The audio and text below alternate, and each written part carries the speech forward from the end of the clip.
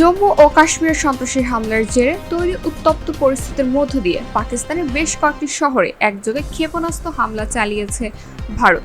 বুধবার 7 মে ভারতীয় নিরাপত্তা সূত্রে জানা যায়, দেশটির 3টি বাহিনী স্থল, নৌ ও বিমান বাহিনী সমন্বিতভাবে এই অপারেশন চালিয়েছে। এতে 80 থেকে 90 জন জঙ্গির মৃত্যু হয়েছে বলে দাবি করছে তারা। ভারতের সেনাবাহিনী দাবি করছেন, এই অভিযানে জঙ্গি গোষ্ঠী জইশ-ই-মোহাম্মদ, লস্কর-ই-তৈয়বা এবং হিজবুল মুজাহিদিন এর অন্তত 9টি ঘাঁটি ধ্বংস করা হয়েছে। ভারতের গোয়েন্দা সংস্থার মতে সবচেয়ে বড় দুটি হামলা হয়েছে বাহাওয়ালপুর এবং মুরিদকেতে, যেখানে প্রায় 25 থেকে 30 জন জঙ্গি নিহত হয়েছে।